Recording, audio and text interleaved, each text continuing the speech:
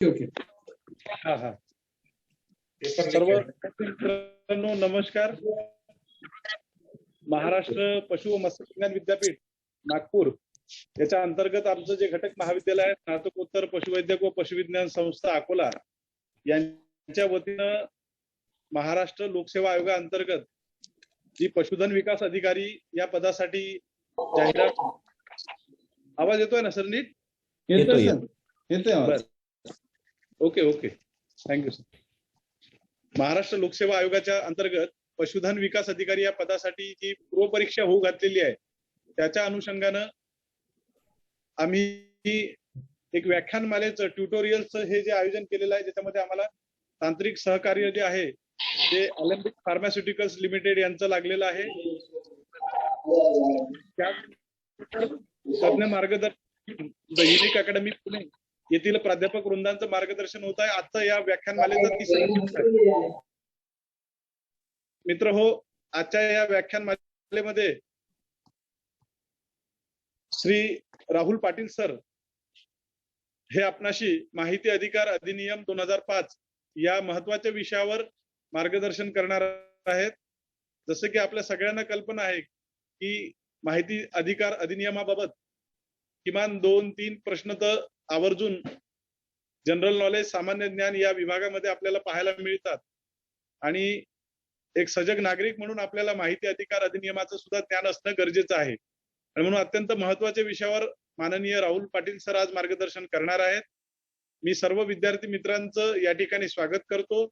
त्याचबरोबर आजचे व्याख्याते श्री पाटील सर यांचं संस्थेच्या वतीनं आयोजकांच्या वतीनं मनपूर्वक स्वागत करतो आणि सरांना विनंती करतो की त्यांनी आमच्या या कार्यक्रमाअंतर्गत विद्यार्थी मित्रांना कृपया मार्गदर्शन करावं. Patil sir please.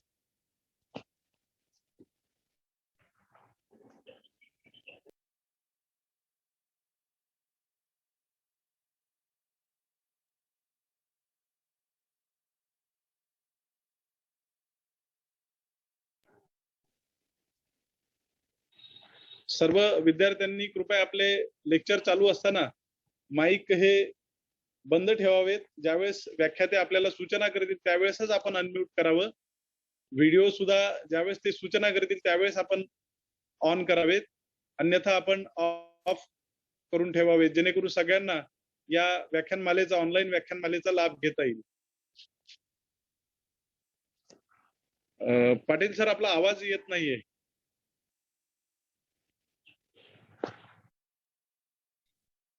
स्पीकर बंद, त्यांनी माईक बंद केलाय सर.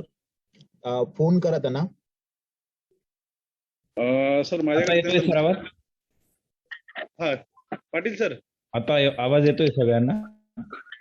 हो हो हो हो. ओके ओके चालेल, ठीक. सगळ्यांचं मी पुन्हा एकदा स्वागत करतो.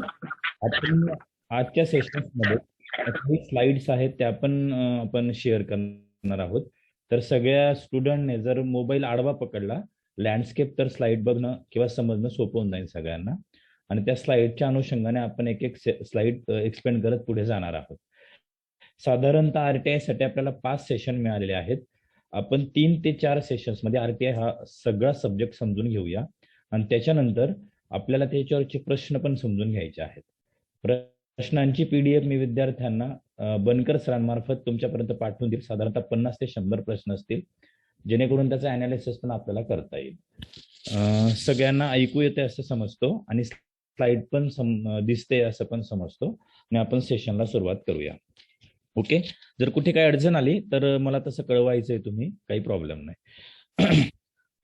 माहिती अधिकार अधिनियम 2005 याला आपण दुसरं नाव किंवा इंग्लिशमध्ये आपण त्याला राईट टू इन्फॉर्मेशन पण म्हणतो. शॉर्ट फॉर्म त्याचा RTI असं पण आपण त्याला म्हणतो. साधारणतः 2005 मध्ये संपूर्ण भारतात RTI हा कायदा लागू झाला किंवा राईट टू इन्फॉर्मेशन हा लागू झाला किंवा माहिती अधिकार अधिनियम हा कायदा लागू झाला, ज्याला मराठीमध्ये आपण हिंदीमध्ये आपण याला सूचना का अधिकार असं पण म्हणत असतो. तर या RTIचा सगळ्यात महत्वाचा उद्देश होता की भारतीय शासन व्यवस्था व प्रशासन व्यवस्था यांच्यात ट्रान्सपरन्सी यावी किंवा पारदर्शकता यावी व जी शासकीय व प्रशासकीय कामं उशिराने होतात, रेंगाळतात, ज्याच्यामुळे नागरिकांना अडचणी निर्माण होतात, तशा सर्व नागरिकांचं सोय व्हावी. आणि त्याच्यानंतरचं सगळ्यात महत्वाचं उद्दिष्ट होतं की प्रशासन आणि शासनातला भ्रष्टाचार कमी व्हावा व ज्या फायली खूप काळ पेंडिंग पडतात आणि त्यांच्या मागून किंवा त्यांच्या पाठीमागून लाचखोरी होत असते, त्याला पण ते कमी व्हावं व कामांना गती मिळावी. अशा सगळ्या उद्दिष्टांतूनच माहिती अधिकार अधिनियम हा संपूर्ण भारतात लागू केला गेला.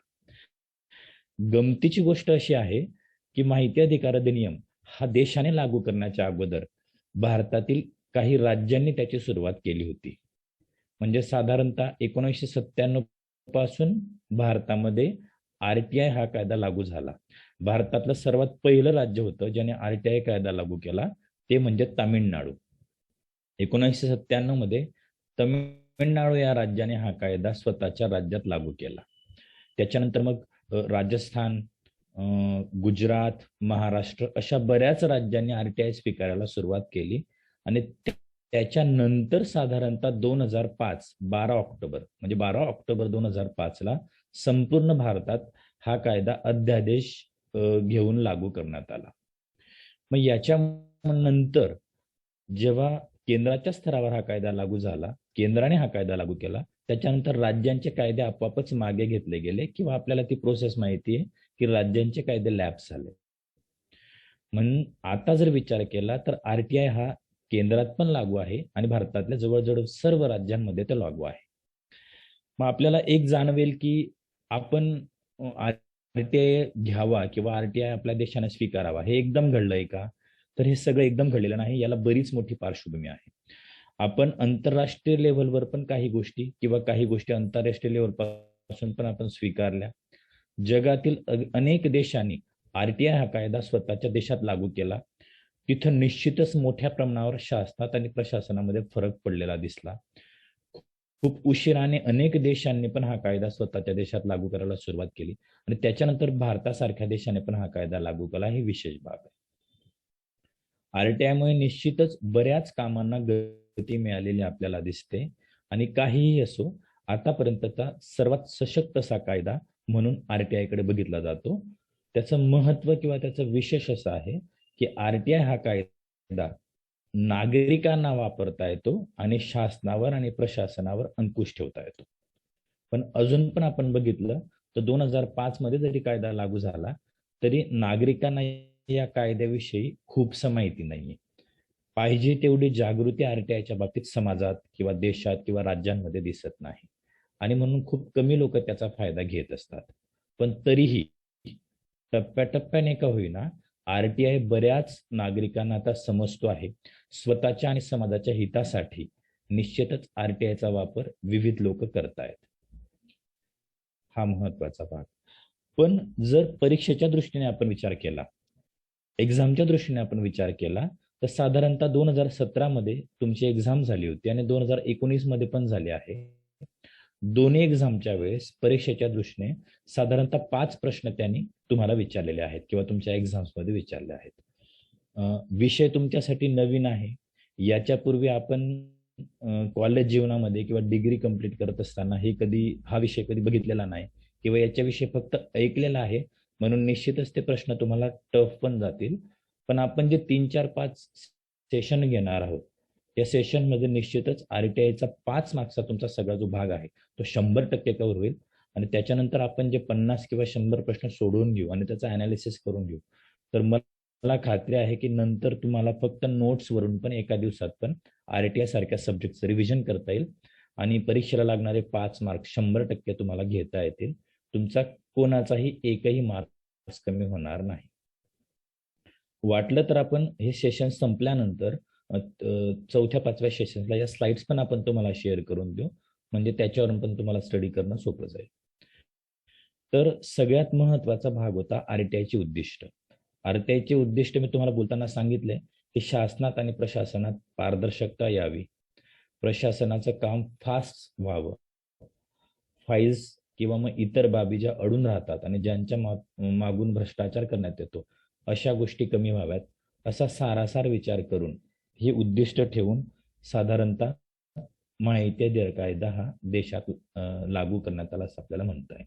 देशात लागू करण्याची जी तारीख होती ती होती 12 ऑक्टोबर 2005. 12/10/2005 बरोबर. तर या 12 ऑक्टोबर 2005 जेव्हा हा कायदा लागू झाला, या कायद्यामध्ये साधारणतः 6 प्रकरणं सांगितली गेली आणि या 6 प्रकरणांमध्ये 31 कलम समाविष्ट आहेत. आणि या 31 कलमांमध्ये या आरटीआयच्या बाबतीत सगळी माहिती, सगळी इन्फॉर्मेशन देण्यात आली आहे की हा कायदा वापरायचा कसा, याच्यातून अर्ज कसा करायचा, याच्यातून शास्ती अर्थातच दंड भरण्याची पद्धत कशी आहे, याच्यात अधिकारी कोणते असतात, या सगळ्या पद्धतीच्या बाबी या 31 कलमांमध्ये समाविष्ट करण्यात आल्या आहेत. सोबतच आरटीआय मध्ये 2 परिशिष्ट पण जोडण्यात आले. म्हणजे 6 प्रकरण, 31 कलम आणि 2 परिशिष्ट. त्याच्यात जे पहिलं परिशिष्ट आहे त्या पहिल्या परिशिष्टामध्ये माहिती आयुक्त जे आहेत यांच्या शपथ घेण्याचे नमुने देण्यात आले आहेत. आणि जे दुसरं परिशिष्ट आहे, या दुसऱ्या परिशिष्टामध्ये भारतातल्या काही महत्वपूर्ण आणि गुप्तहेर संघटनांची यादी देण्यात आली आहे की ज्यांची माहिती या आरटीआयच्या अंतर्गत आपल्याला मागता येत नाही. अदरवाईज माहिती अधिकार कायद्याच्या सहाय्याने आपल्याला भारतातल्या बऱ्याच सार्वजनिक प्राधिकरणांची माहिती मागता येते.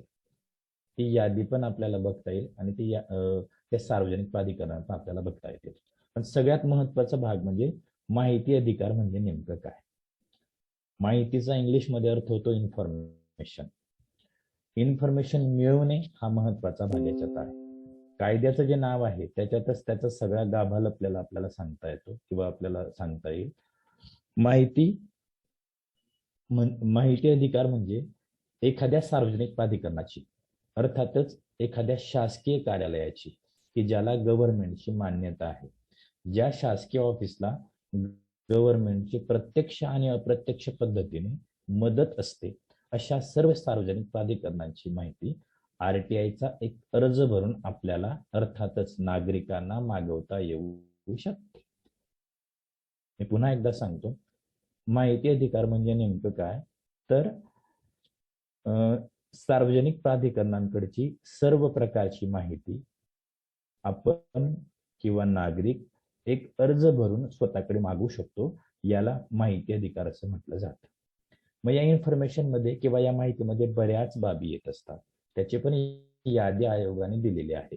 कोणत्या गोष्टींना माहिती म्हणावी हा महत्वाचा भाग त्याच्यात येतो. तर साधारणतः कोणत्या लेखाजोखांना माहिती म्हणता येते ते आपल्याला चार्टच्या साहाय्याने पण सांगता येईल.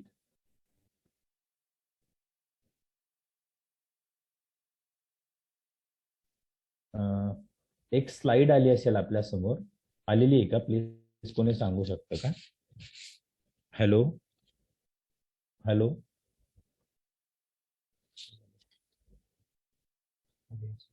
हॅलो हॅलो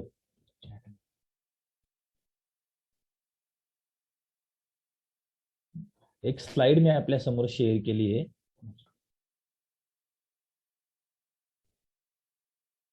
आलेली आहे.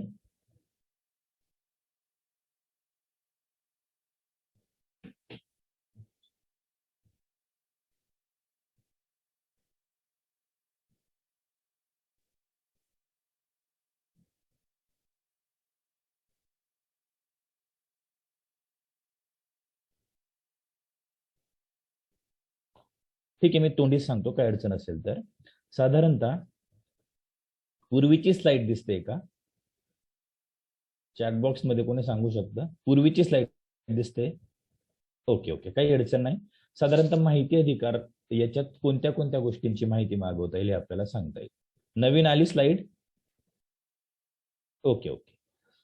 माहिती अधिकार कायदा 2005 मधील व्याख्येनुसार इन्फॉर्मेशन मध्ये कोणत्या कोणत्या गोष्टी येतात तर कोणत्याही सार्वजनिक प्राधिकरणातलं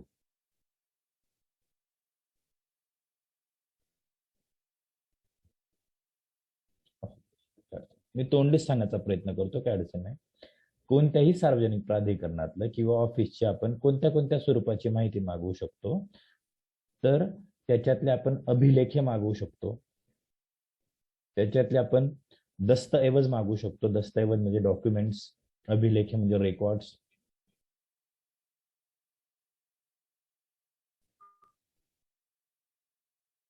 आली स्लाइड नवीन?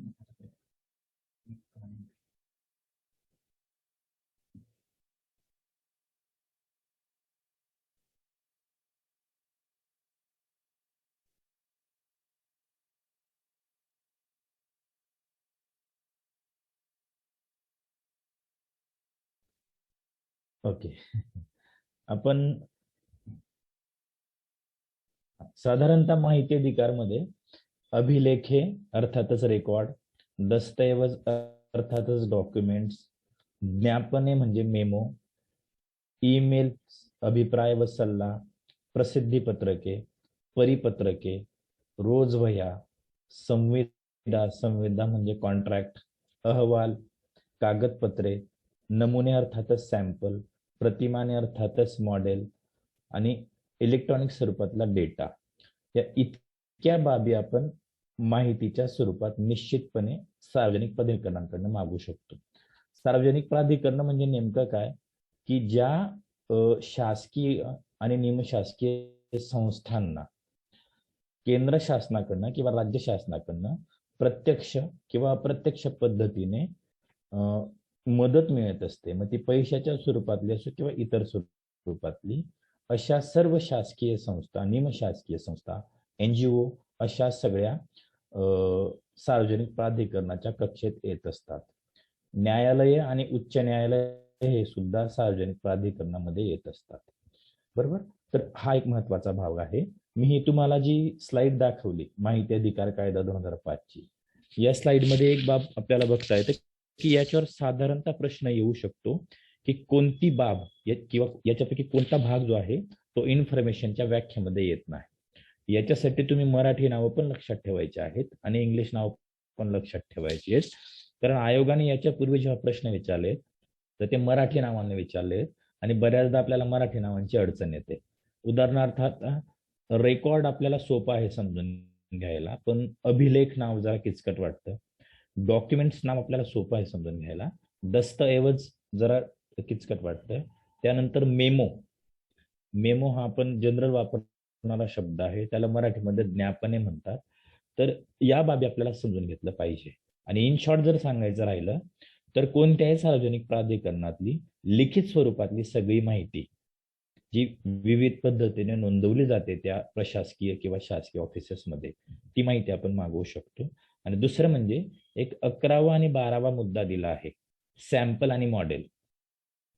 एखादी शासकीय इमारत, रस्ता, विविध बाबी जेव्हा बनत असतात त्या तयार होत असताना त्यांचे सॅम्पल आणि नमुने, म्हणजे तो रस्ता बनत असताना किंवा ती बिल्डिंग बनत असताना कशा पद्धतीचं स्टील वापरलं गेलं, रस्ता असेल तर डांबर कसं वापरलं गेलं, खडी कसं वापरलं गेलं, याचे नमुने सुद्धा आपण RTIच्या स्वरूपात RTI मार्फत मागवू शकतो.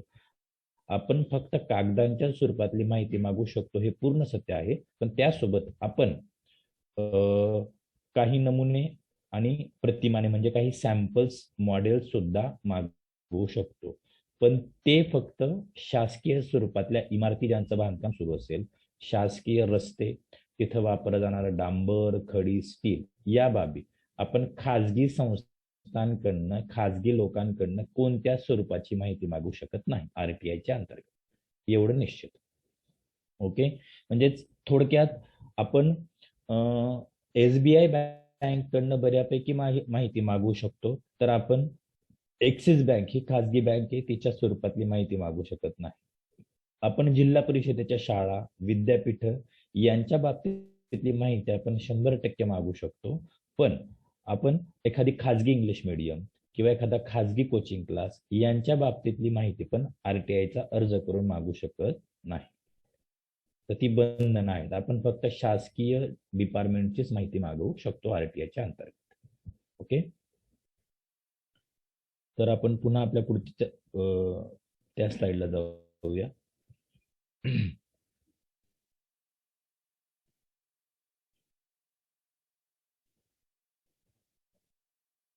आपली पूर्वीची स्लाइड दिसत असेल सगळ्यांना असे मी समजतो आणि पुन्हा जातो पुढच्या स्लाइडकडे. कायद्याचे स्पष्टीकरण स्लाइड दिसते नवीन? कुणीतरी चॅट बॉक्स मध्ये कृपया सांगायचंय. दिसते सर, स्लाइड दिसत आहे नवीन. Okay, thank you. कायद्याचे स्पष्टीकरण. आरटीआय म्हणजे नेमकं काय, माहिती अधिकार म्हणजे नेमकं काय हे मी तुम्हाला सांगितलं. या कायद्यामुळे जनतेचे सार्वभौमत्व सिद्ध झालंय असं म्हटलं जातं.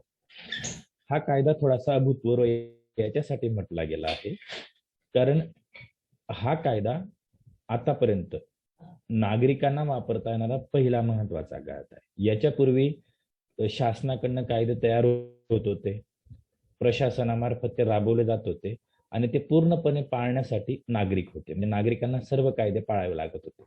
पण आरटीआय हा असा कायदा आहे की जो शासनाने तयार केला, प्रशासनाला त्याला राबवायचा आहे, पण त्याचा वापर करण्याचे अधिकार मात्र नागरिकांना आहेत. नागरिक आरटीआयचा कायदा वापरून शासन आणि प्रशासनावर बंधनं घालू शकतो, अंकुश घालू शकतो किंवा त्यांना विचारणा करू शकतो की कोणत्या गोष्टी कशा कशा घडत आहेत. हा महत्वाचा भाग. एकदा जी माहिती एखाद्या अर्जदाराने मागितलेली असते कोणत्याही स्वरूपातली, तर ती सर्व माहिती सगळ्यांसाठी खुली होत असते. हा महत्वाचा भाग आहे. आरटीआयच्या अंतर्गत एका व्यक्तीने मागितलेली माहिती ही सर्वांसाठी खुली होते. हा त्याच्या मागचा भाग. मित्र हो, बऱ्याचदा बरीच कामं होत असतात पण आपण त्याच्याकडे साधारणतः भ्रष्टाचार होतो आहे, कामं चुकीची होत आहेत, एवढा फक्त राग आणि संताप व्यक्त करून आपण त्याच्यापासून दूर जात असतो. पण आपण त्याच्यात शिरत नाही किंवा आपण विचारणा करत नाही. अर्थात प्रत्येक गोष्ट घडत असताना, प्रत्येक गोष्ट तयार होत असताना, मग ती शासकीय असेल तर शासकीय बाबी तयार होत असताना त्याच्या सगळ्या पद्धतीचे डॉक्युमेंट्स तयार होत असतात. उदाहरणार्थ एखादा रस्ता तयार होत असतो तर त्या रस्त्याला किती खर्च येणार आहे, त्याच्या निविदा मागवल्या जातात, त्याचा कॉन्ट्रॅक्ट दिला असतो, कॉन्ट्रॅक्टदाराला सगळी बंधनं घातलेली असतात, त्याने खडी कशी वापरावी, त्याने वाळू कशी वापरावी, त्याने डांबर कसं वापरावं, त्या रस्त्यात त्याने अजून रोड रोलर कसा फिरवावा, तो किती टनांचा असला पाहिजे, त्या सगळ्या बाबी त्या कॉन्ट्रॅक्टमध्ये सांगितलेल्या असतात. पण बऱ्याचदा बरेच कॉन्ट्रॅक्टर ते पाळत नाही आणि नागरिक पण पुढे होऊन बऱ्याच गोष्टी विचारत नाही. पण आता आरटीआय मुळे ते शक्य झालं आहे आणि बरेच लोक या पद्धतीचे प्रश्न बऱ्याच लोकांना विचारत आहेत. आरटीआय मुळे बऱ्याच गोष्टी सोयीच्या आणि सुविधा पण उपलब्ध झालेल्या आपल्याला दिसतात. जर विद्यार्थ्यांच्या बाबतीत आपण बघितलं तर आता एमपीएससी किंवा युपीएससी किंवा कोणत्याही कॉम्पिटेटिव्ह एक्झाम होत असतात.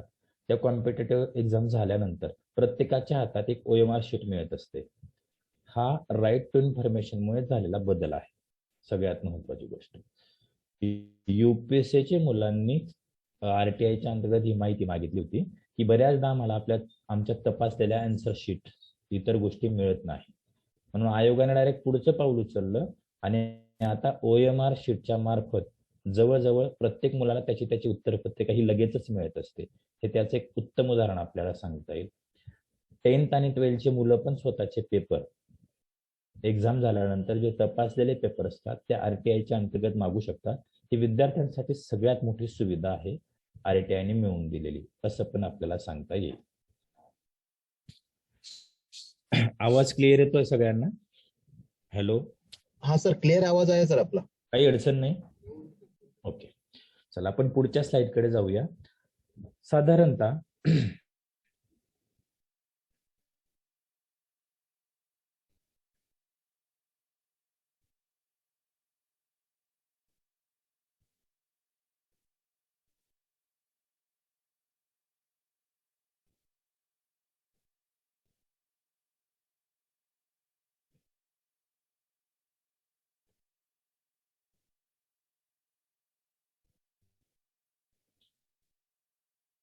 आपली पुढची स्लाइड जी आहे,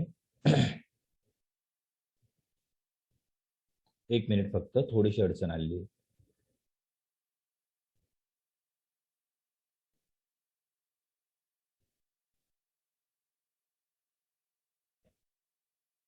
ओके. साधारणतः आपल्या आरटीआयच्या याच्यात 6 प्रकरणं सांगितली गेली आहेत, 31 कलम सांगितले आहेत आणि जवळजवळ 2 परिशिष्ट सांगितले आहेत. तर आपल्याला ही सगळी कलम समजून घ्यायची आहेत आणि कलमांची माहिती पण समजून घ्यायची आहे. तर त्याच्यातलं पहिलं एक प्रकरण आहे, त्याचं नाव आहे प्रारंभिक.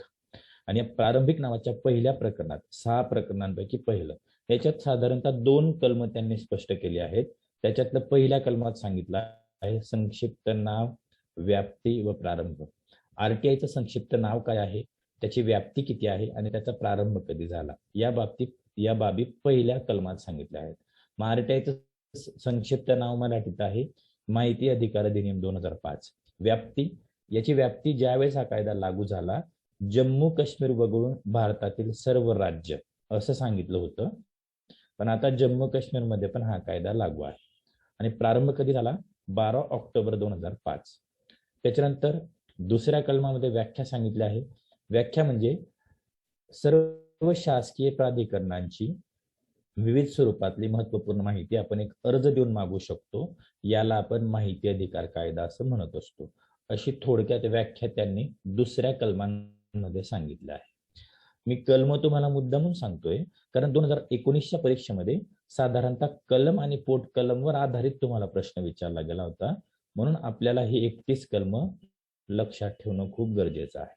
म्हणून 31 कलम मी टप्प्याटप्प्याने तुम्हाला समजून सांगणार आहे, सोबत इतर माहिती पण आपण बघणार आहोत.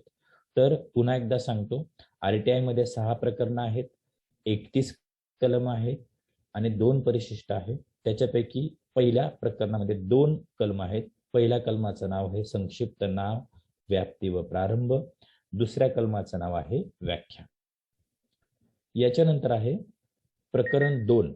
प्रकरण 2 मध्ये साधारणतः 3 पासून तर 11 पर्यंत आरटीआयच्या अंतर्गत माहिती सांगितली गेलेली आहे. त्याच्यात माहितीचा अधिकार आणि सार्वजनिक प्राधिकरणावरील आबंधने हे प्रकरण 2चं शीर्षक आहे. माहितीचा अधिकार आणि सार्वजनिक प्राधिकरणावरील आबंधने. सार्वजनिक प्राधिकरण म्हणजे काय हे तुम्हाला समजलं आहे. आबंधने म्हणजे रिस्ट्रिक्शन, अर्थातच बंधन. जसा हा कायदा लागू झाला, हा कायदा लागू झाल्यानंतर साधारणतः प्रत्येक संस्थेवर, प्रत्येक शासकीय कार्यालयावर, प्रत्येक गव्हर्नमेंटच्या ऑफिसवर, गव्हर्नमेंटच्या अंतर्गत येणाऱ्या सर्व संस्थांवर काही बंधनं टाकण्यात आली. तर ती बंधनं कोणती होती, तर प्रत्येक सार्वजनिक प्राधिकरणाने 120 दिवसाच्या आत साधारणतः एक 15 ते 17 बाबी तेव्हा गव्हर्नमेंटने दिल्या होत्या, त्या स्वतःहून लोकांसमोर जाहीर कराव्यात असं सांगण्यात आलं होतं. मग कशा पद्धतीच्या बाबी होत्या त्या, तर त्याच्यात एखाद्या डिपार्टमेंटकडनं कोणत्या कोणत्या पद्धतीच्या योजना नागरिकांसाठी सुरू आहेत त्या योजनांची माहिती जाहीर करणे, त्या योजनांना लागणारे डॉक्युमेंट्स जाहीर करणे, त्या योजनांची प्रोसेस जाहीर करणे, या सगळ्या गोष्टी स्वतःहून जाहीर करणे. त्या ऑफिसमध्ये किती कर्मचारी कामं करतात, त्या कर्मचाऱ्यांची नावं, मोबाईल नंबर आणि त्यांची संपत्ती जाहीर करणे स्वतःहून. म्हणजे जर एखाद्या ऑफिसने स्वतःहून सगळ्या बाबी जर जाहीर केल्या नागरिकांसाठी, तर नागरिकांना ती माहिती मागवण्यासाठी अर्ज करण्याची गरज पडणार नाही. हा त्याचा मागचा उदात्त हेतू होता. म्हणजे जर आपण आज एखाद्या ऑफिसला गेलो ना, तर प्रत्येक ऑफिसच्या बाहेर एक आरटीआयच्या अंतर्गत एक बोर्ड लावलेला असतो. त्याच्यात 3 अधिकाऱ्यांची नावं दिली असतात. जनमाहिती अधिकारी व त्याचं नाव, प्रथम अपील अधिकारी त्याचं नाव, मोबाईल नंबर, द्वितीय अपील अधिकारी अर्थातच माहिती आयुक्त त्यांचं नाव व मोबाईल नंबर. हे आरटीआय मुळे लावण्यात आलं आहे. आणि आता प्रत्येक शासकीय कर्मचाऱ्यावर, अधिकाऱ्यावर किंवा त्या संस्थेच्या अंतर्गत येणाऱ्यावर स्वतःची संपत्ती पण जाहीर करावी लागते. ही महत्वाची बाब, जेणेकरून लोकांना येणाऱ्या अडचणी किंवा मग लोक जी माहिती मागू शकतात ते स्वतःहून जाहीर करण्यात येतात.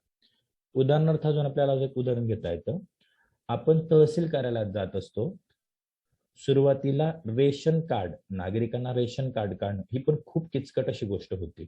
पण आता प्रत्येक तहसील कार्यालयाच्या बाहेर एक बोर्ड लावलेला असतो आणि त्या बोर्डमध्ये सगळे डॉक्युमेंट्स दिले गेले आहेत की रेशन कार्ड काढण्यासाठी कोणते डॉक्युमेंट्स आहेत, त्याच्यानंतर नाव बदलवायचं असेल तर कोणते डॉक्युमेंट्स आहेत.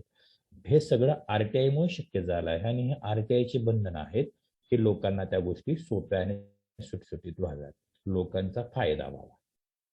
तर प्रकरण 2 मध्ये जे 3 पासून 11 कलम सांगितले आहेत, आपण त्याच्या बाबतीत थोडक्यात समजून घेऊया. प्रकरण 3 माहितीचा अधिकार, हे आपल्याला सगळ्यांना समजलं आहे. कलम 4 सार्वजनिक प्राधिकरणावरील आबंधने कोणती होती मी तुम्हाला आता जस्ट सांगितलंय. 5वा आहे जन माहिती अधिकाऱ्यांना पदनिर्देशित करणे. पदनिर्देशित करणे म्हणजे त्यांची नियुक्ती करणे थोडक्यात. एक अजून बंधन टाकण्यात आलं होतं. प्रत्येक सार्वजनिक प्राधिकरणामध्ये वरिष्ठ अधिकाऱ्यांकडनं त्या ऑफिसमध्ये एखादा महत्वपूर्ण दर्जाचा व्यक्ती, ते एखाद्या वेळेस कनिष्ठ किंवा वरिष्ठ लिपिक असू शकतात किंवा त्यांच्यावरती अधिकारी असू शकतात, त्यांची नियुक्ती जनमाहिती अधिकारी म्हणून करावी लागते. जनमाहिती अधिकारी हे व्यक्ती आरटीआय मधले पहिलं पद असतं की ज्याच्याकडे नागरिक अर्ज करू शकतात. त्या ऑफिसचे ते महत्वपूर्ण व्यक्ती आरटीआयच्या बाबतीतले की ज्यांच्याकडे अर्ज केल्यावर जनमाहिती अधिकारी नागरिकांनी मागितलेली माहिती ठराविक कालावधीच्या आत त्या नागरिकांना मिळवून देऊ शकतो असे व्यक्ती. साधारणतः आरटीआय मध्ये प्रत्येक ऑफिसला 3 व्यक्ती किंवा 3 व्यक्तींची नियुक्ती केली जात असते. एक म्हणजे जनमाहिती अधिकारी, त्यांच्यावरती असतात ज्यांच्याकडे पहिलं अपील केलं जातं असे प्रथम अपील अधिकारी. त्याच्यानंतर त्यांच्यावरती असतात द्वितीय अपील अधिकारी, अर्थातच माहिती आयुक्त, ज्यांच्याकडे दुसरं अपील केलं जात असतं. बरोबर. 3 व्यक्तींची पदस्थापना पदनिर्देशित करण्यात येतं. त्याच्यात सगळ्यात महत्वाची कडी किंवा पहिल्या टप्प्यातले अधिकारी आहेत जनमाहिती अधिकारी. मित्रहो, जनमाहिती अधिकारी हे सेपरेट पद भरलेलं नसतं. हे त्याच ऑफिस मधले एखादे व्यक्ती असतात जे हे काम व्यवस्थित सांभाळू शकतात. त्यांच्याकडे ते कामकाजाची जबाबदारी दिलेली असते आणि यांची नियुक्ती जी असते त्या पदावर त्याच कार्यालयातील त्याच ऑफिस मधले जे वरिष्ठ अधिकारी असतात ते एखाद्या व्यक्तीवर ही जबाबदारी सोपवू शकतात. त्याच्यानंतर आहे कलम 6. हे महत्वाचं कलम आहे. या कलमामध्ये मी पुन्हा जो उल्लेख करत होतो आरटीआयचा अर्ज करून, त्या आरटीआयच्या अर्जाचा नमुना थोडक्यात देण्यात आला आहे. माहिती मिळवण्याकरता अर्ज कसा असला पाहिजे. तर पुन्हा एक गोष्ट सांगतो, कलम 6 मध्ये माहिती अधिकाराच्या अर्जाच्या संबंधातला नमुना देण्यात आला आहे, पण हा नमुना अतिशय फिक्स नाही. आरटीआयचा नमुना फिक्स असा नाहीये की त्याला शासनाने या पद्धतीचाच अर्ज असला पाहिजे अशी काही बंधनं टाकली नाही.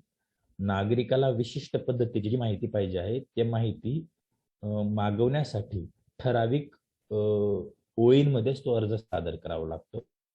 सदर अर्ज छापील स्वरूपाचा पण असतो. सदर अर्ज आपण लिहू पण शकतो आणि आपल्या हस्ताक्षरात आपण तो देऊ शकतो. त्याला अडचण नाही. त्या अर्ज करत असताना मुद्दे खालीवरती झाले तरी पण विशेष फरक पडत नाही, कारण आरटीआय मध्ये कोणत्याही तांत्रिक अडचणींसाठी अर्ज फेटाळता येत नाही. आरटीआयच्या अंतर्गत जनमाहिती अधिकारी हा कोणत्याही तांत्रिक अडचणीसाठी अर्ज फेटाळू शकत नाही. हा महत्वाचा मुद्दा आहे. म्हणजे नागरिकांना त्रास होणार नाही अशी काळजी आरटीआयच्या अंतर्गत घेण्यात आलेली आहे. हा महत्वाचा भाग. मग या अर्जामध्ये कोणत्या गोष्टी नमूद असतात तर साधारणतः जो नागरिक माहिती मागतोय त्या नागरिकाचं नाव, त्याच्यानंतर पत्ता, अशा सगळ्या गोष्टी, त्याला माहिती कशा स्वरूपात हवी आहे, त्याला बाय हँड हवी आहे का बाय पोस्ट हवी आहे, त्याचा उल्लेख, त्याचा मोबाईल नंबर, अशा सगळ्या गोष्टी असतात. आणि सगळ्यात वरती आपण कोणत्या ऑफिसमध्ये तो अर्ज करत आहोत, म्हणजे आपण जिल्हा परिषदेला करतो आहोत का तहसील कार्यालयात करत आहोत किंवा मग आपण पंचायत समितीला करत आहोत, एखाद्या कॉलेजला करत आहोत, एखाद्या शासकीय शाळेत करत आहोत, त्यांचं नाव, उदाहरणार्थ तहसील कार्यालय जनमाहिती अधिकारी अकोला असं जरी टाकलं तरी तो अकोल्याला अर्ज तहसील कार्यालयाला जाईल आणि डायरेक्ट जनमाहिती अधिकाऱ्याकडे जाऊ शकतो. सदर अर्ज आपण आता ऑनलाईन स्वरूपात पण करू शकतो. सदर अर्ज आपण बाय हँड पण घेऊन त्या ऑफिसला जाऊ शकतो किंवा आपण बाय पोस्ट पण पाठवू शकतो. हा अर्ज दिल्यानंतर जनमाहिती अधिकारी त्यांना जेव्हा तो अर्ज मिळेल त्या दिनांकापासून 30 दिवसाच्या आत नागरिकांना मागितलेली माहिती उपलब्ध करून देत असतो. ही त्यांच्यावर असणारी बंधन आहे. अर्ज मिळाल्यापासून 30 दिवसाच्या आत जनमाहिती अधिकारी संबंधित नागरिकाला लागणारी माहिती ही उपलब्ध करून देतो. हे कलम 6च्या अंतर्गत अर्जामध्ये सांगितण्यात आलं आहे. त्याच्यानंतर कलम 7 आहे विनंतीचा अर्ज निकालात काढणे. नागरिकांनी जरी अर्ज केला तर काही गोष्टींच्या बाबतीत अर्ज हा निकालात काढता येऊ शकतो आणि ते निकालात काढण्याचं काम हे जनमाहिती अधिकारी करत असतो. याला सोप्या भाषेत म्हणू शकतो आपण, काही कारणांसाठी जनमाहिती अधिकारी हे अर्ज फेटाळू शकतात. मग आता कोणती कारणं आहेत ज्याच्यासाठी अर्ज फेटाळता येतो, तर ते सगळी कारणं कलम 8 आणि कलम 9 मध्ये सांगण्यात आली आहेत. आपल्याला कलम 8 स्लाइड मध्ये दिसत आहे. कलम 8 आहे माहिती प्रकट करण्याबाबत अपवाद, आणि कलम 9 आहे विवक्षित प्रकरणात माहिती नकार देण्याची कारण. बरोबर. कलम 8 आहे माहिती प्रकट करण्याबाबत. काही अडचण आहे का कोणाला? हॅलो, आवाज व्यवस्थित येतोय? हॅलो हॅलो, आवाज येतोय सर, बरोबर, काही इश्यू नाहीये. स्लाइड पण कुणाला जर प्रश्न विचारायचे असतील तर मग मी त्यांना बोलण्याची परवानगी देतो. आपण ह्या दोन स्लाइड समजून घेऊ, नंतर आपण कोणाला काही अडचणी असतील तर आपण त्या समजून घेऊया. हो सर, चालेल. येस. तसे आपण एक प्रश्नांच्या स्लाइड पण पुढे आहेतच, त्या प्रश्नांच्या स्लाइड बघितल्या तर बऱ्यापैकी प्रश्न आपले क्लिअर होतील. ओके, कारण ते वन वे ऐकताना थोडासा कंटाळा येऊ शकतो असं मला माहिती आहे, पण आता ठीक आहे, आपण त्याच्यावरचं सोल्युशन काढूया. साधारणतः माहिती प्रकट करण्यास अपवाद. आरटीआयच्या अंतर्गत जरी आपण सर्व प्रकारची माहिती मागू शकतो, पण तरी काही अपवाद देण्यात आले आहेत कलम 8 आणि कलम 9 मध्ये. कलम 8 अंतर्गत अशा शासकीय संस्था किंवा संघटना आहेत की ज्यांची माहिती आपल्याला मागता येत नाही, आणि ते ऑब्व्हियसली सगळ्यांना त्याची कल्पना आहे. साधारणतः गुप्तहेर संघटना, पोलीस प्रशासनातल्या काही बाबी, मंत्रिमंडळाच्या काही बाबी, त्याच्यानंतर रॉ ही महत्वाची जी संघटना आहे त्यांच्या बाबतीतली माहिती, म्हणजे ज्या गुप्तहेर संघटना आहेत आणि जी अतिशय महत्वाची माहिती आहे अशी माहिती आरटीआयच्या अंतर्गत मागता येत नाही. दुसरा एक मुद्दा आहे, जी माहिती मागितल्याने दंगे होऊ शकतात, चोरीमारी होऊ शकते, कायदा आणि सुव्यवस्थेचा प्रश्न निर्माण होऊ शकतो, अशी माहिती पण आरटीआयच्या अंतर्गत जनमाहिती अधिकारी नाकारू शकतात, अर्ज फेटाळू शकतात. किंवा मग एखाद्याचं पेटंट आहे, ज्यांचे कॉपीराइट्स आहेत, यांच्या बाबतीतली माहिती पण आरटीआयच्या अंतर्गत मागता येत नाही. कलम 9 नुसार कॉपीराइट्स आणि पेटंट यांच्या बाबतीतली माहिती पण मागता येत नाही. आरटीआयच्या अंतर्गत या विशेष बाबी आहेत की ज्यांची माहिती मागता येत नाही. पुन्हा मी तुम्हाला एक स्लाइड दाखवतो, म्हणजे आपल्याला समजून जाईल की कशा प्रकारची माहिती मागता येत नाही. फक्त 2 मिनिट.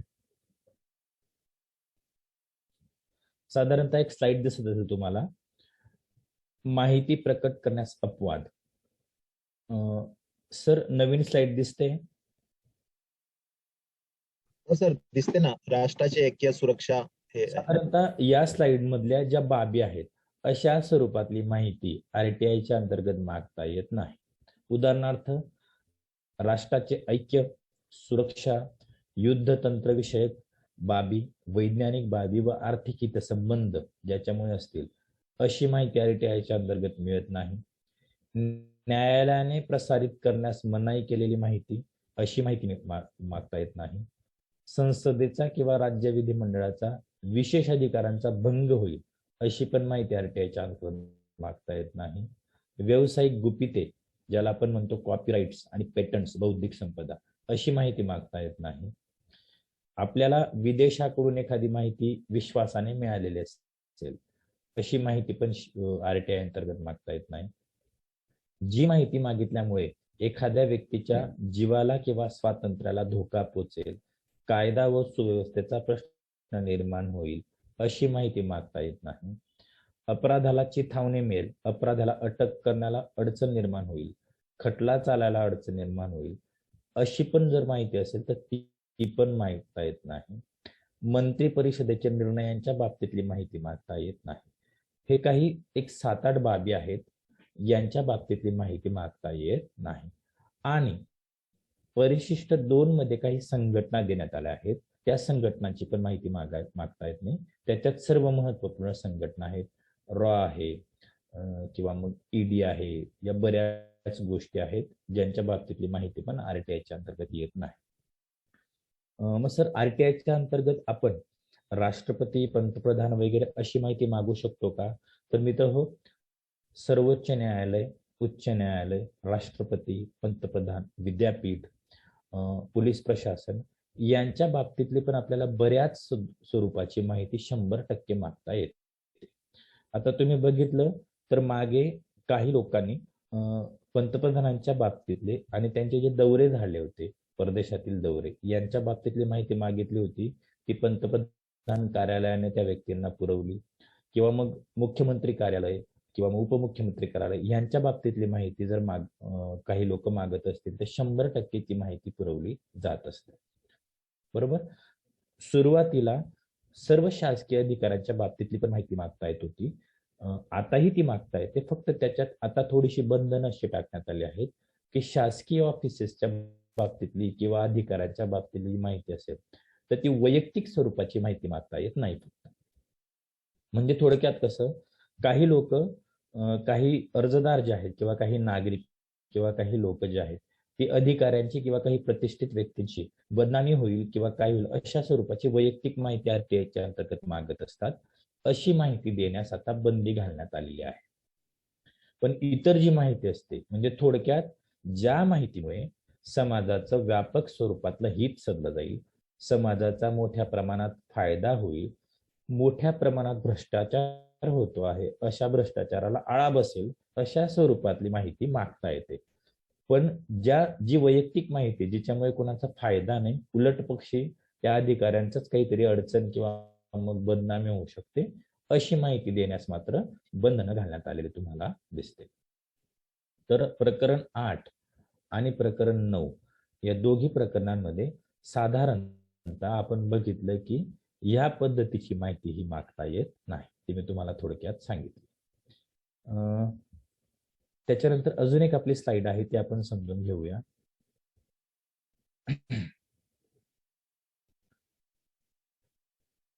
पृथक्करणीयता प्रकरण 2 आपण पूर्वीच्या स्लाइडवर आलेला आहोत. प्रकरण 2 मधला कलम 10 या स्लाइडवर आपण आलेलो आहोत.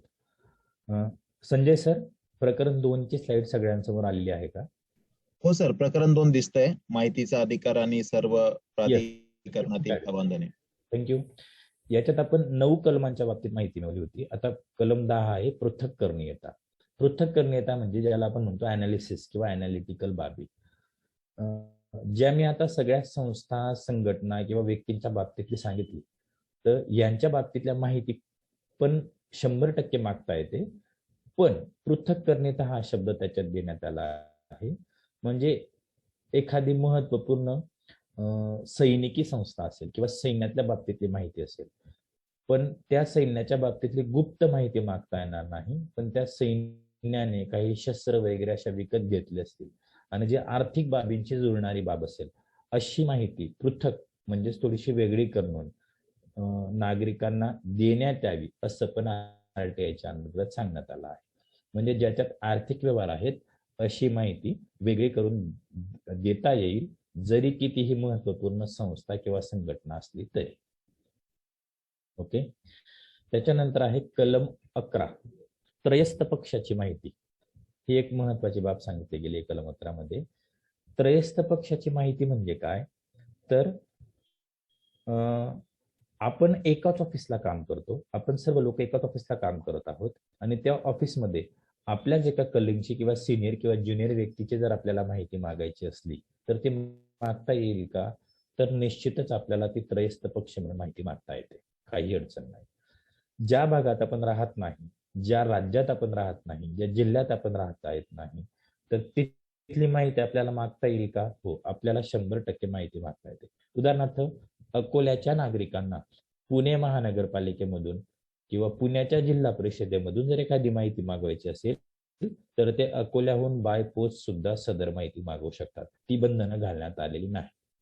आरटीआयच्या अंतर्गत भारतात राहणारे सर्व नागरिक, ज्यांना भारतीय नागरिकत्व प्राप्त आहे असे सर्व नागरिक आरटीआयच्या अंतर्गत भारतातली, राज्यातली, जिल्ह्यातली, तालुक्यातली कुठलीही माहिती मागवू शकतात. हे महत्वाचा मुद्दा. सर्व नागरिकांना हा मूलभूत अधिकार आहे आणि तो जन्मापासूनच मिळाला आहे, त्याच्यामुळे वयाचं असं कोणतंही बंधन नाही. कमी वय असणाऱ्या व्यक्तींकडनं, म्हणजे एखादा विद्यार्थी असेल ज्याचा 8-10 वर्ष वय असेल, त्याच्या वतीने त्याचे पालक सुद्धा त्याच्या नावे अर्ज करून संबंधित माहिती मागू शकतात जी त्या विद्यार्थ्याला महत्वपूर्ण आहे. हा महत्वाचा भाग. याच्यानंतर पुढचा मुद्दा आहे प्रकरण 3. प्रकरण 3 मध्ये केंद्रीय माहिती आयोग याच्याविषयी माहिती देण्यात आली आहे. तर प्रकरण 3, 4, 5, 6 हे प्रकरण बघण्याच्या अगोदर आपण काही प्रश्नावली बघूया, म्हणजे तुम्हाला बऱ्याच गोष्टी समजून येतील.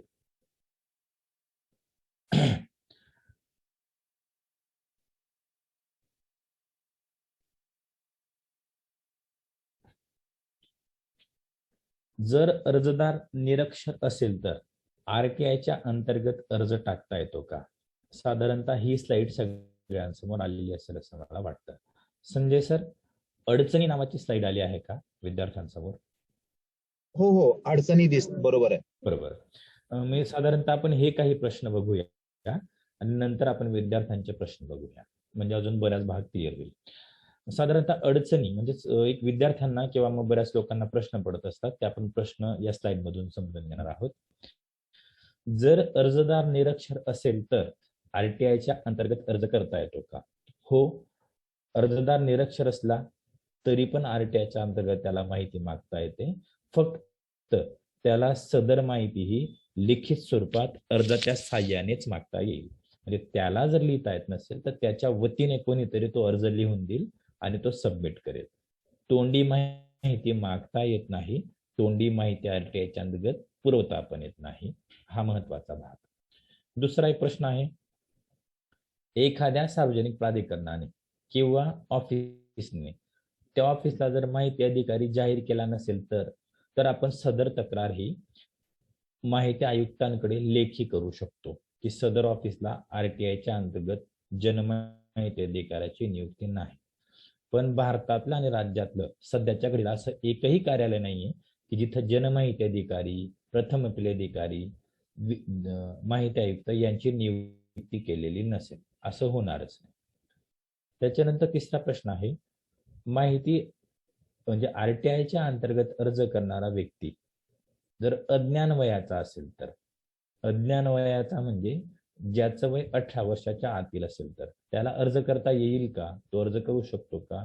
तर हो, आरटीआय हा प्रत्येकाला मिळालेला मूलभूत हक्क आहे. त्याच्यामुळे 5 वर्षाचा, 10 वर्षाचा, 12 वर्षाचा मुलगा पण आरटीआयच्या अंतर्गत माहिती मागू शकतो ज्याचं वय 18 वर्षाच्या आत आहे. बरोबर. त्याला ते मागता येत नसेल तर त्याच्या वतीने त्याचे पॅरेंट्स माहिती मागू शकतात, म्हणून तो काही प्रॉब्लेम नाही. त्याच्यानंतर एक महत्वाचा मुद्दा आहे, अर्जदार दारिद्र्यरेषेखालील असेल तर त्यांना माहिती मागता येते का? इथं एक महत्वाचा मुद्दा आपल्या समोर येतो. दारिद्र्यरेषेखालील नागरिकांना, बिलो पॉवर्टी खालील नागरिकांना आरटीआयच्या अंतर्गत माहिती मागता येते. सर्वसाधारण नागरिकांसाठी आरटीआयच्या अंतर्गत अर्ज करताना विशिष्ट स्वरूपाची फी लागत असते. जेव्हा आपण पहिला अर्ज करत असतो तर आपल्याला 10 रुपयाची फी लागत असते आणि अपील करण्याच्या वेळेस आपल्याला 20 रुपये फी लागत असते. तर ही जी फी असते ही बिलो पॉवर्टी खालील नागरिकांना देणे लागत नाही. पुन्हा अशी बरीच माहिती असते ज्याला आरटीआयच्या अंतर्गत फी लागत असते किंवा शुल्क भरावं लागतं. म्हणजे आरटीआयच्या अंतर्गत आपण एखादी माहिती मागितली एखाद्या कार्यालयाकडनं, मग ते कार्यालय त्या माहितीला आपल्याला देण्यासाठी जो खर्च येतो, समजून घ्या आपली माहिती ही 200 कागदांची असेल तर एका कागदासाठी 2 रुपये चार्ज केले जातात. मग 200 कागदांसाठी 400 रुपये आपल्याकडनं मागणी होईल. पुन्हा पोस्टल खर्च आपल्याकडनं मागणी होईल. तो आपण संबंधित ऑफिसला दिल्यानंतर आपल्याला माहिती पुरवली जाते. पण ही सर्व बाब बिलो पॉवर्टी खालील नागरिकांना ही विनाशुल्क असते, मोफत असते, निशुल्क असते. फक्त यांना अर्जासोबत बिलो पॉवर्टी खालील नागरिकांचा जो अर्ज असतो त्या अर्जासोबत त्यांना जे दारिद्र्यरेषेखालील कार्ड मिळालेलं असतं आणि जो नंबर मिळाला असतो तो तहसीलदारांचा जो दाखला असतो तो जोडावा लागतो. तो जर जोडला तरच ते ग्राह्य असतं, अन्यथा ग्राह्य धरलं जात नाही. ही माहिती पुन्हा मागितली म्हणजे समजून घ्या असा प्रश्न उपस्थित केलाय. एखाद्या बिलो पॉवर्टी खालील नागरिकांनी एखादी माहिती मागितली आणि ती त्याच्याकडनं गहाळ झाली आणि पुन्हा तीच माहिती मागवण्यासाठी त्याने अर्ज केला. मग दुसऱ्यांदा जर त्याने अर्ज केला तर त्यांना ती माहिती मोफत मिळेल का त्याच्यासाठी चार्ज लागतील? त्यांनी दुसऱ्यांदा जरी माहिती मागितली तरी अशी माहिती मोफतच त्यांना शासनाला पुरवावी लागते. कोणत्याही पद्धतीची फी त्यांना भरावी लागत नाही. पण दोनदा भरल्यानंतर तिसऱ्यांदा जर ही माहिती पुन्हा तीच माहिती बिलो पॉवर्टी खालील नागरिक मागत असतील तर सदर अर्ज हा जनमाहिती अधिकारी फेटाळू शकतात. कशासाठी फेटाळू शकतात? की यापूर्वी आपण संबंधिताला दोनदा माहिती पुरवली आहे आणि कदाचित त्रास देण्याच्या हेतूने पुन्हा पुन्हा माहिती मागवली जात आहे आणि म्हणून अर्ज फेटाळण्यात येतो. कारण जनमाहिती अधिकाऱ्याकडे संबंधित व्यक्तीला दोनदा माहिती पुरवली आहे या पद्धतीचा सगळा डेटा असतो, त्याच्यामुळे ते अर्ज फेटाळू शकतात. हा महत्वाचा भाग. एक पुढचा प्रश्न आहे, कागदपत्र नुसतीच तपासणे. आरटीआयच्या अंतर्गत कागद मागत असताना बऱ्याचदा खूप मोठ्या पद्धतीचा खर्च येत असतो. मी तुम्हाला खर्च सांगितला. तर मग तो जो खर्च असतो तो खर्च टाळण्यासाठी एक इन्स्पेक्शन नावाचा भाग आरटीआय मध्ये दिला आहे. म्हणजेच काय, आपण ज्या पद्धतीने अर्ज करतो त्याच पद्धतीने नागरिक अर्ज करू शकतात. सदर अर्ज तपासण्याच्या बाबतीतला आपण करायचा आहे, पण त्याचा फॉर्मॅट पण सेम असतो. मग ज्या ऑफिसकडे आपण अर्ज केला आहे त्या ऑफिसचा जनमाहिती अधिकारी आपल्याला काही दिवसात एक दिवस देत असतो की त्या दिवशी येऊन तुम्ही संबंधित कागदांची तपासणी करू शकता. मग याच्यामुळे होतं काय, आपण मागितलेली माहिती 2000 कागदांची असेल, पण हे 2000 कागद आपल्याला खूप गरजेचे नसतात आणि आपल्याला त्याच्यापैकी 20-30 कागद गरजेचे असतात. तर आपण ठरलेल्या दिवशी ऑफिसमध्ये जाऊन संबंधित कागद चेक करू शकतो. त्या कागदांमधले जे कागद आपल्याला लागणार आहेत त्यांचे नंबर्स आपण जनमाहिती अधिकाऱ्याला देऊ शकतो आणि त्याच्यानंतर साधारणतः एक विशिष्ट कालावधीमध्ये जनमाहिती अधिकारी फक्त मोजके कागदपत्र आपल्याला देऊन त्यांचाही वेळ वाचवू शकतो कार्यालयाचा आणि नागरिकांचाही आर्थिक खर्च वाचवू शकतो. म्हणून आरटीआयच्या अंतर्गत ही सोय करण्यात आलेली आहे. कागदपत्र नुसतीच तपासण्यासाठी पण अर्ज करता येतो. याच्यात अजून एक महत्वाचा मुद्दा आहे, तपासणीसाठी व्यक्ती गेल्यानंतर नागरिक गेल्यानंतर पहिला 1 तास तपासायचा सर्व नागरिकांना मोफत असतो. सर्व नागरिकांना पहिला 1 तास मोफत असतो. 1 तास संपल्यानंतर प्रत्येक 15 मिनिटासाठी साधारणतः 5 ते 10 रुपये शुल्क भरावे लागतं. आणि हे कागद आपण कधीपर्यंत बघू शकतो, तर ऑफिस बंद होईपर्यंत ऑफिसच्या कार्यालयाने वेळेतच आपण ते कागद बघू शकतो. हा महत्वाचा मुद्दा आपण या बाबतीत लक्षात ठेवायचा आहे. ओके. याचा पुढचा प्रश्न आहे, माहिती कशासाठी आहे हे सांगणे अर्जदारावर बंधनकारक आहे काय?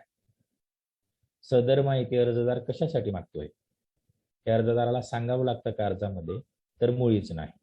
माहिती कोणत्या कारणांसाठी मागितली जाते आहे हे अर्जदारावर सांगण्याचं बंधन नाहीये आणि जनमाहिती अधिकारी किंवा त्यांचे वरिष्ठ अधिकारी पण नागरिकांना विचारू शकत नाही की तुम्ही सदर माहिती कशासाठी मागता आहात, कोणत्या गोष्टीसाठी मागता आहात, तुम्हाला त्याचा काय फायदा आहे, काय तोटा आहे. अशी कोणतीच बाब आरटीआयच्या अंतर्गत विचारता येत नाही किंवा अर्जदारावर बंधन नाही. हा एक महत्वाचा मुद्दा आपल्याला सांगता येईल. अजून काही प्रश्न दिलेत मित्र हो, त्याच्या बाबतीत आपण समजून घेऊया. नवीन स्लाइड आली असेल आपल्या समोर. संजय सर, नवीन स्लाइड आली आहे आपल्या समोर? हो सर, नेहमी असणारे प्रश्न. Yes, thank you. तर नागरिक तोंडी माहिती मागू शकतो का याच्या बाबतीत आपण चर्चा केली आहे. कोणत्याच पद्धतीने नागरिक तोंडी माहिती मागू शकत नाही. त्याला अर्ज हा लेखी स्वरूपातच करायचा असतो आणि तोंडी माहिती मिळू पण शकत नाही. जर अर्ज फेटाळला असेल तर जनमाहिती अधिकारी लिखित स्वरूपातच अर्ज फेटाळू शकतात. हा महत्वाचा भाग. दुसरा प्रश्न आहे, अर्ज ठराविक नमुन्यातच करावा लागतो का? मी याच्याविषयी बोललोय आपल्याला की अर्जाचा कोणताही ठराविक नमुना नाही. एक झेरॉक्स केलेला अर्ज पण मिळू शकतो किंवा सदर अर्ज तुम्ही हाताने भरला तरी चालू शकतो. फक्त महत्वाचे मुद्दे त्याच्यात आले पाहिजे. अर्जाचा कोणताही विशिष्ट असा नमुना आयोगाकडनं किंवा माहिती आयोगाकडनं दिलेला नाहीये. मुद्दे खालीवर झाले तरी चालतात. माहिती कशासाठी मागत आहेत हे आपल्याला माहिती अधिकारी विचारू शकतात का? आपण मागच्या स्लाइडमध्ये बघितलं की माहिती अधिकाऱ्यांना ते विचारण्याचा अधिकार नाहीये की संबंधित नागरिकाला ही माहिती कशासाठी लागत आहे. एक पुन्हा प्रश्न आहे, अर्जदाराने 48 तासात माहिती न मिळाल्यास आत्महत्येची धमकी दिली तर. हा एक महत्वाचा मुद्दा आहे. बरोबर. एखादा अर्जदार आहे आणि त्याने जनमाहिती अधिकाऱ्यांना धमकी दिली की मला लवकरात लवकर माहिती मिळावी, तर जनमाहिती अधिकाऱ्याने थोडेसे प्रयत्न करून संबंधिताला जर खूप गरजेची माहिती असेल तर 48 तासाच्या आत दिली तरी काही प्रॉब्लेम नाही. जनरली जनमाहिती अधिकारी हे 30 दिवसाच्या आत माहिती पुरवण्यासाठी त्यांना विशिष्ट कालावधी 30 दिवसाचा दिलेला आहे. पण जी माहिती मागितल्याने एखाद्याच्या जीवितास असणारा धोका दूर होऊ शकतो, एखाद्याचं स्वातंत्र्य अबाधित राहू शकतं, म्हणजे त्याला अटक वगैरे होऊ शकत नाही, अशी एकदम महत्वपूर्ण माहिती असते त्या नागरिकाच्या बाबतीत, तर अशी विशिष्ट स्वरूपाची माहिती 48 तासाच्या आत पुरवावी लागते. हा पण एक महत्वाचा भाग सांगितला आहे. बरोबर. तर मग त्याच्यावरून हा प्रश्न तयार झाला होता की मग अशा वेळी काय करायचं, तर अशा वेळी माहिती दिलेली ही बरी असणार आहे की एखाद्या नागरिकाला ती खरंच खूप गरजेची आहे म्हणून तो एवढी घाई करतोय. हा महत्वाचा मुद्दा. बरोबर. त्याच्या पुढचा प्रश्न आहे, माहिती अर्जदाराने वृत्तपत्रात प्रसिद्ध केली तर. माहिती अर्जदाराने वृत्तपत्रात प्रसिद्ध केली तर. मी तुम्हाला सुरुवातीलाच बोललो होतो प्रस्तावनेमध्ये की एखाद्या अर्जदाराने त्याला स्वतःला मिळालेली माहिती ही वृत्तपत्रात जाहीर केली, त्याने सगळ्यांना वाटून दिली तर काही फरक पडत नाही, कारण एखादी मिळालेली माहिती एखाद्या नागरिकाला मिळाल्यानंतर ती सर्वांसाठीच खुली होत असते, त्याच्यावर कोणत्याही पद्धतीची बंधनं राहत नाहीत. माहिती ऑनलाईन स्वरूपात मागितली तर आता आपण केंद्राची व महाराष्ट्र राज्याची पण माहिती ऑनलाईन स्वरूपात 100% मागवू शकतो, काही अडचण नाही. ऑनलाईन स्वरूपात माहिती मागवणे आणि ती मिळवून देणे याच्यात म्हणजे ऑनलाईन प्रणालीचा वापर करणारं महाराष्ट्र हे भारतातलं पहिलं राज्य आहे, हे पण आपण इथे लक्षात ठेवू शकतो. RTI ऑनलाईन करणारं महाराष्ट्र हे भारतातलं पहिलं राज्य. किती जुनी माहिती मागता येऊ शकते RTIच्या अंतर्गत, तर साधारणतः 20 वर्षांपर्यंतची माहिती आपण मागवू शकतो, कारण 20 वर्षापूर्वीची माहिती कदाचित सुस्थितीत असेल याची गॅरंटी नसते, पण साधारणतः RTIच्या अंतर्गत 20 वर्षांपर्यंतची माहिती आपल्याला मागता येते. हा पण एक महत्वाचा फॅक्च्युअल डेटा आपण लक्षात ठेवू शकतो. आतापर्यंतचा आपला जो फॅक्च्युअल डेटा होता त्याच्यात मी तुम्हाला एक डेट सांगितली, साधारणतः 12 ऑक्टोबर 2005, 12/10/2005 RTI हा भारतात लागू झालेला आहे. भारतातलं पहिलं राज्य RTI लागू करणारं तमिळनाडू आहे 1997 मध्ये, हे पण आपण लक्षात ठेवू शकतो. 20 वर्षापेक्षा जुनी माहिती सुस्थितीत असते तर मिळू शकते, पण 20 वर्षापर्यंतची माहिती आपल्याला मागता येऊ शकते, हे पण आपण या स्लाइड्स मध्ये निश्चितच बघू शकतो. बरोबर. तर साधारणतः आता जर आपल्याला काही प्रश्न असतील तर आपण त्याच्यावर चर्चा करू शकतो असं मला वाटतं.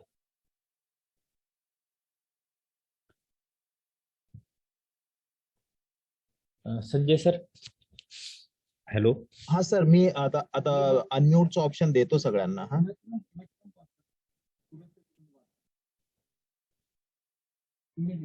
हॅलो हॅलो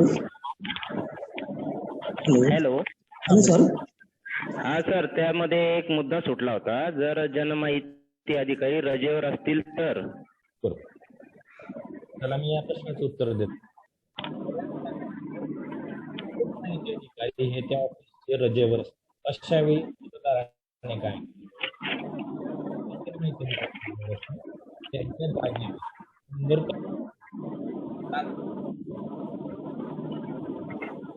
नियुक्त केले झालेले असतात.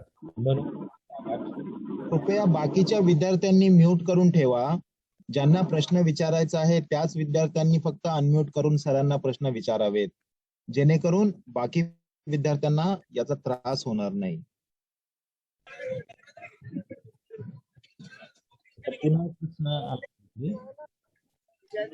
ऑनलाईन मागितलेली माहिती जी आहे, ऑनलाईन मागितलेली माहिती सॉफ्ट कॉपी भेटेल का आणि चार्जेस काय? हे बघा, तुम्हाला एक गोष्ट क्लिअर करून देतो. माहिती तुम्ही ऑनलाईन स्वरूपात मागवा किंवा ऑफलाईन स्वरूपात मागवा, माहिती नागरिकांना देण्याच्या अगोदर संबंधित जनमाहिती अधिकारी त्या माहितीला लागणारा जो खर्च असतो तो अंदाजित खर्च तुम्हाला कळवत असतो. तो खर्च भरल्यानंतरच तुम्हाला माहिती ही दिली जात असते. म्हणून त्या अगोदरच तुम्हाला सांगतात की तुम्ही जो अर्ज केला आहे या अर्जाला साधारणतः 500 रुपये खर्च येतो आहे पोस्टासह, किंवा त्याला 400 रुपये खर्च येतो आहे. तर तुम्ही तो जमा करावा, मग तुम्हाला माहिती पुरवण्यात येईल. हा महत्वाचा भाग. ओके, अजून कोणाचा प्रश्न असेल तर विचारू शकतात.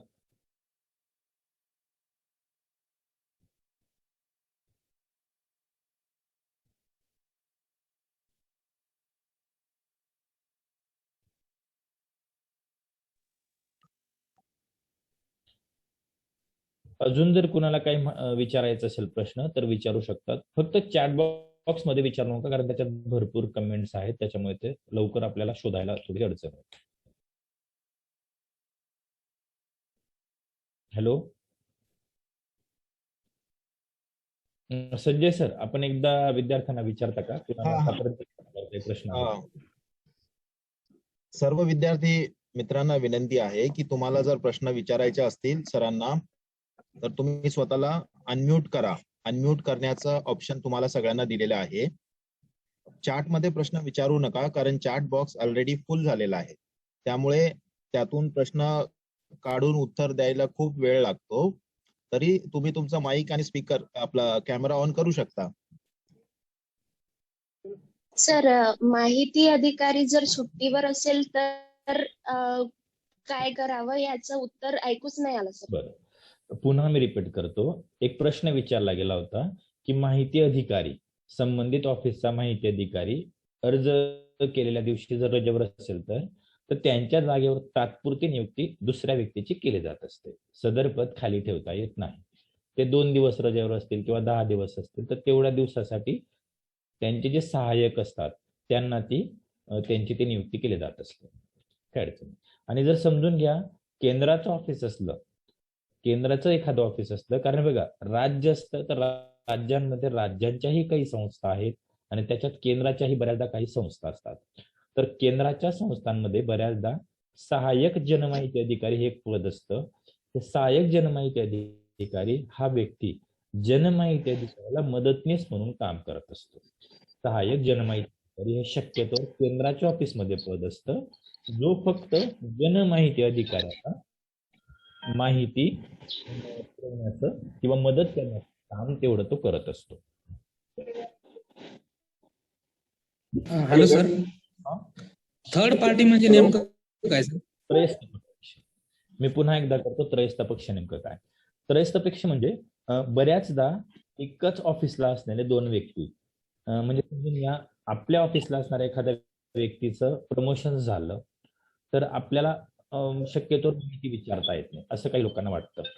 पण आपल्याच ऑफिस कर्मचारी झाला आहे तर ते कोणत्या कारणासाठी कोणत्या लावला गेला याच्या बाबतीतल्या माहिती विचारणं म्हणजे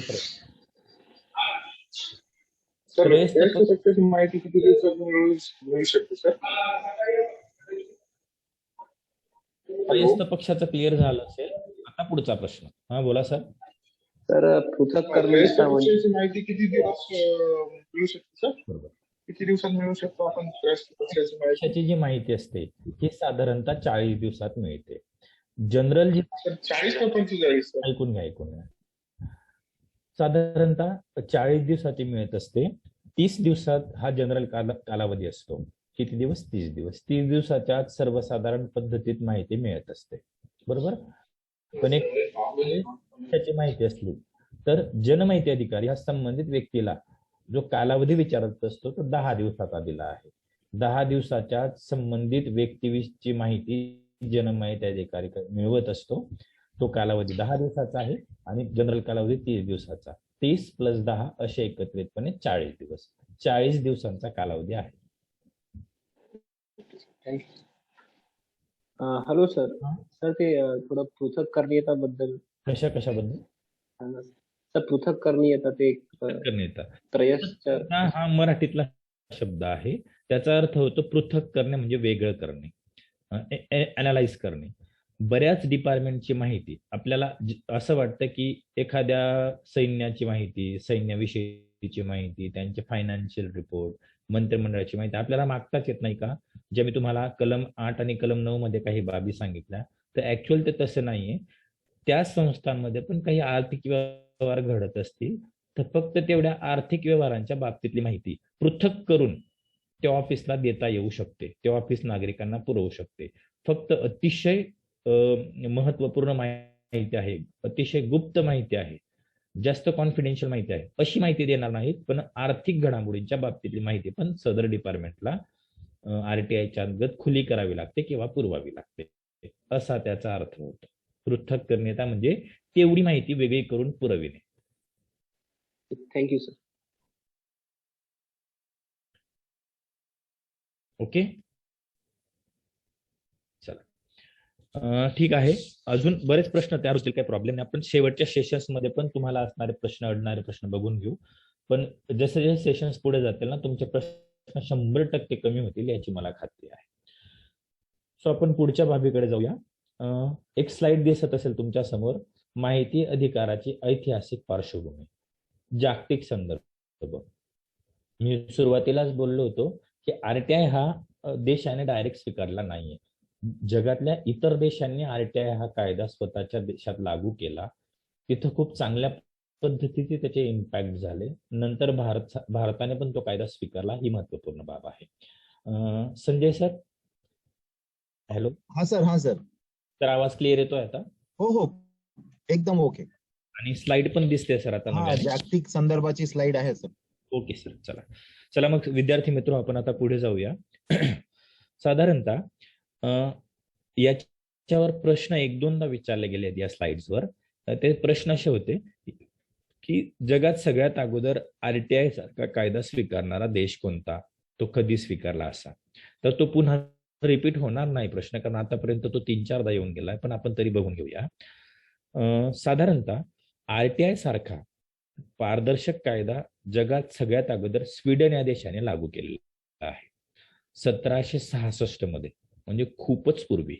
1766 मध्ये स्वीडन सारख्या देशाने फ्रीडम ऑफ प्रेस ऍक्ट याच्या नावाखाली हा कायदा लागू केला होता स्वतःच्या देशात. सगळ्यांनी याच पद्धतीचा कायदा लागू केलाय सगळ्या देशांनी, फक्त प्रत्येक देशाने त्याच्या त्याच्या कायद्याचं नाव थोड्या थोड्या वेगवेगळ्या पद्धतीने स्वतःच्या देशात ठेवलेलं आपल्याला जाणवेल. बरोबर. मग जागतिक संदर्भानुसार आपल्याला बघता येतं की स्वीडन सारख्या देशाने हा कायदा लागू केला. जर आपण बघितलं ना, तर फिनलँड, स्वीडन वगैरे, नॉर्वे हे जे देश आहेत, या देशाने हा कायदा खूपच अगोदर स्वीकारून घेतला आहे. या देशांमध्ये भ्रष्टाचार हा अतिशय कमी स्वरूपात होत असतो, किंवा भ्रष्टाचार सर्वात कमी असणाऱ्या देशांमध्ये हे तिघी-चारी देश जे आहेत, फिनलँड, स्वीडन, नॉर्वे, हे देश टॉपला असतात. पहिले, दुसऱ्या, तिसऱ्या, 5व्या नंबरला आपल्याला जाणवते. कारण या कायद्याचा अतिशय सशक्तपणे वापर त्या देशांमध्ये केला जात असतो. एक उदाहरण देतो मी तुम्हाला. फिनलँड देशामध्ये शासकीय कर्मचाऱ्यांना पुष्पगुच्छ देणे, फिनलँड देशामध्ये शासकीय कर्मचाऱ्यांना पुष्पगुच्छ देणे हा सुद्धा भ्रष्टाचार समजला जातो, किंवा हा सुद्धा गुन्हा समजला जातो. एवढे नियम तिथं भ्रष्टाचाराच्या बाबतीतले कडक आहेत. बरोबर. आणि भ्रष्टाचाराच्या बाबतीत सांगायचे झाले म्हणजे, आता जर प्रश्न उद्भवला की भारतात भ्रष्टाचार कमी होतोय का, जास्त होतोय का, तर हा खरं तर संशोधनाचा विषय आहे. पण खूप वर्षापूर्वी आर्य चाणक्य यांनी भ्रष्टाचाराच्या बाबतीत अतिशय चांगलं वाक्य सांगून दिलं होतं, किंवा म्हणजे अतिशय महत्वपूर्ण स्टेटमेंट त्यांनी केलेलं आपल्याला जाणवेल. ते स्टेटमेंट तुम्हाला सांगतो, तो आपल्या विषयाचा भाग नाही, पण मी तुम्हाला सांगतो. आर्य चाणक्य काय म्हटले होते की भ्रष्टाचार म्हणजे नेमकं काय बुवा, किंवा तो कमी होईल का, तो वाढेल का, तो पूर्णपणे नष्ट होईल का. तर याच्या बाबतीत त्यांनी एक स्टेटमेंट दिलं होतं की एखाद्या मनुष्याच्या जिभेवर साखर ठेवून देणे. आर्य चाणक्य म्हटले होते की एखाद्या मनुष्याच्या जिभेवर साखर ठेवणे आणि त्याला सांगणं की मी तुझ्या जिभेवर साखर ठेवतोय, ही साखर मी तुला सकाळी तुझ्या जिभेवर ठेवतो आणि साधारणतः संध्याकाळीच ते तुझ्याकडनं परत येईल, तू जिभेवरती तशीच राहू द्यायची, तिला गिळायची नाही. आणि याला त्यांनी नंतरच्या भागात म्हटलं होतं, त्या माणसाने साखर जशी आहे तशी परत करण्याची बेवरची. जर त्याने जशी आहे तशी परत केली तर त्याने भ्रष्टाचार केला नाही असं आपल्याला सांगता येईल. आणि त्याला त्यांनी म्हटलंय की थोडक्यात भ्रष्टाचाराचं हे मूळ रूप आहे बुवा, की एखाद्याच्या जिभेवर साखर ठेवू द्यायची आणि त्याला सांगायचं की याची चव घेऊ नकोस म्हणून. ओके, असं ते म्हटले होते. असं तो भाग वेगळा आहे. 1766 आपण पुन्हा आपल्या स्लाइडकडे येऊया. 1766 Sweden freedom of press act या नावाखाली स्वीडन या देशाने सगळ्यात अगोदर कायदा आपल्या देशात लागू केला. याच्यानंतर 1948 मध्ये संयुक्त राष्ट्रसंघाने पण एक परिषद घेतली होती. त्या परिषदेमध्ये त्यांनी सांगितलं की संयुक्त राष्ट्रसंघामध्ये जे जे देश येतात त्या प्रत्येक देशांनी आपल्या देशामध्ये नागरिकांसाठी एखादा महत्वपूर्ण कायदा सुरू करावा, ज्या कायद्यामुळे त्या देशातली शासन व्यवस्था व प्रशासन व्यवस्था अतिशय पारदर्शक होईल. हा आग्रह संयुक्त राष्ट्रसंघाने त्यांच्या अंतर्गत येणाऱ्या सगळ्या देशांसाठी लागू करण्याचा प्रयत्न केला होता.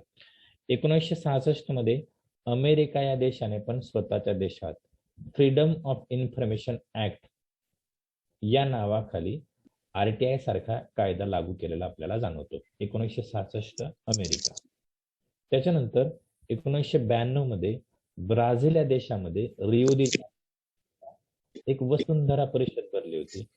वसुंधरा परिषदेमध्ये पण असं सांगण्यात आलं होतं की ज्या गोष्टींमुळे पर्यावरणाचा ऱ्हास होतो, पर्यावरणाला धोका निर्माण होतो, अशा गोष्टींच्या बाबतीतली माहिती पण RTIच्या अंतर्गत किंवा मग एखाद्या कायद्याच्या अंतर्गत नागरिकांना मागता आली पाहिजे. आणि त्या बाबी जर खाजगी असतील तरी खाजगी संस्थांकडून पण अशी माहिती मागवण्याला हरकत नसली पाहिजे.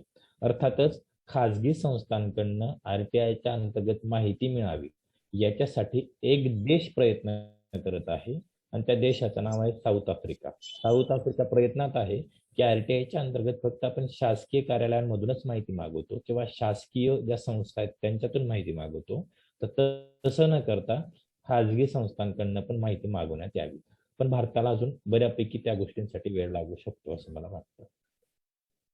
1999 मध्ये डर्बन मध्ये एक परिषद भरली होती. त्या परिषदेमध्ये असं सांगण्यात आलं की नागरिकांनी एखाद्या संस्थेकडनं माहिती मागवणं हा त्याला मिळालेला जन्मजात अधिकार आहे आणि तो प्रत्येक देशाने लागू केला पाहिजे. त्याच पद्धतीने सगळ्या घडामोडी जगात होत होत्या. चीन सारख्या देशाने पण 2005 मध्ये the freedom of government law या नावाखाली हा कायदा स्वतःच्या देशात लागू केला. अर्थात चीन सारखे जे देश आहेत ते या पद्धतीचे कायदे लागू करताना थोडीशी अडचण निर्माण करत असतात, कारण देशाची विचारसरणी थोडी वेगळी आहे. जे कायदे लोकशाही भक्कम करत असताना ते कायदे या देश लागू करताना थोडेसे त्यांच्या देशामध्ये अडचण निर्माण होत असते. पण तरीही चीन सारख्या देशाने हा कायदा लागू केलेला आहे स्वतःच्या देशात. आणि याच वर्षी म्हणजे साधारणतः 12 ऑक्टोबर 2005 ला भारताने पण हा कायदा स्वतःच्या देशात लागू केलेला आपल्याला जाणवतो. हा महत्वाचा मुद्दा. बरोबर. साधारणतः आपण एक 5 ते 6 स्लाइड समजून घेतल्या आहेत. तर मी संजय सरांना विनंती करतो की आजचं सेशन एवढं पुरेसं होईल का अजून आपण कंटिन्यू करू शकतो? सर बऱ्यापैकी झालेलं आहे आज. आणि विद्यार्थी मित्रांनाही भरपूर काही या सेशन मधून मिळालेलं आहे. तर मग बाकीचं सेशन हवं तर सर आपण उद्या घेऊ, कंटिन्यू करू शकतो सर. होय सर. किंवा डॉक्टर प्रवीण बनकर सर आपल्याला अधिक माहिती देतील सर यावर. आपण प्रवीण बनकर सरांकडे देऊया. प्रवीण सर. हा सर, नमस्कार. हा नमस्ते सर. आज थांबूया आपण इथेच. थांबूया सर म्हणतायत. बरं सर. बरं तर मी देतो शेवटचं. चालेल चालेल सर. साधारणतः उद्याचा आणि परवाचा सेशन जे आहे स्लाइडच्या स्वरूपातच काही प्रॉब्लेम आणि या स्लाइडच्या स्वरूपात अजून काही आहे सरांकडे किंवा प्रवीण सरांकडे चालेल सर. सरांच्या थ्रू किंवा मला विद्यार्थी मित्रांना शेअर करतो सर, व्हॉट्सअप आणि टेलिग्राम दोन्ही ग्रुपवर. येस येस काही अडचण नाही. म्हणजे झालेला भाग पण त्यांना आणि पुढचा येणारा भाग पण अजून समजायला मदत करतो. चला थँक्यू. हा हा thank you sir, thank you. Thank you sir. Thank you. Okay okay. Okay sir close करतो मी आता. ओके हो, हो. क्लोज.